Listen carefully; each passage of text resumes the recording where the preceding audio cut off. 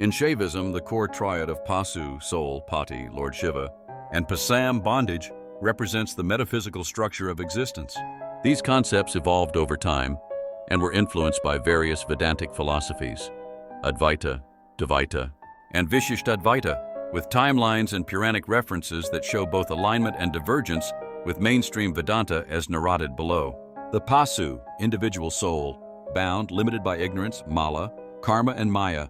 Pathi Shiva, the supreme unbound pure consciousness.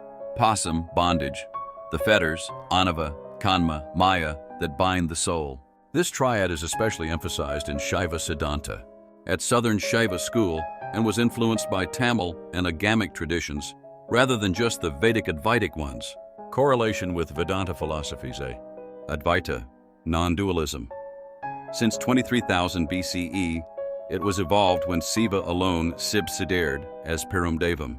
This concept would have developed later, and it was made popular by Shankara's Advaita Vedanta. Around 570 BCE, only Brahman, Shiva, is real. World and individual soul are ultimately Maya. In Kashmir Shaivism, around 9th to 10th century CE, especially Pratyabhijna school, Shiva is the non-dual ultimate reality as Parama Shiva. Here the pasam is avidya or limitation. Pasu is not separate from pathi in essence. Example, Shiva Sutras and Spandakarika's stress self-recognition, Pratyabhijna, where the soul realizes it was Shiva all along. Dvaita, dualism. It would have evolved after Rama 7000 BCE when Rama portrayed as God, when Vaishnavism concept came into practice. Later on, the Madhvacharyas made popular this Dvaita principle. Dvaita Vedanta, sharp distinction between God and souls.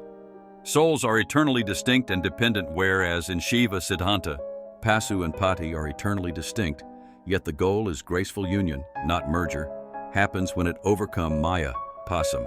Pasam is real and must be transcended.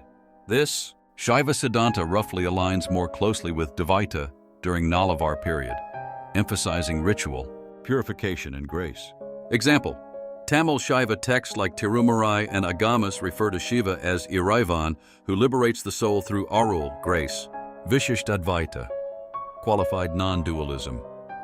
It would have evolved around 1500 BCE later on, during Ramanuja's Vishistatvaita. Brahman is one with attributes, saguna. Souls and matter are real, and part of Brahman is body.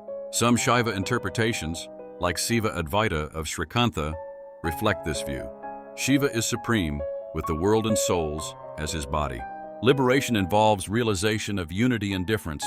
Soul attains Shiva's abode, but retains individuality. The Puranic reference, Shiva Purana, describes Shiva as the one who grants liberation to the soul, pasu, by cutting the bond, pasam. Linga Purana discusses the triad of Shiva, Jiva, and Maya and the process of purification. Skanda Purana outlines pilgrimage and ritual as a means to liberation from bondage. In summary, the pasu pathi pasam model in Shaivism evolved in interaction with Vedantic ideas. With that, the Guru Linga Sangha worship reflected in Shaivism. Advaita, influencing.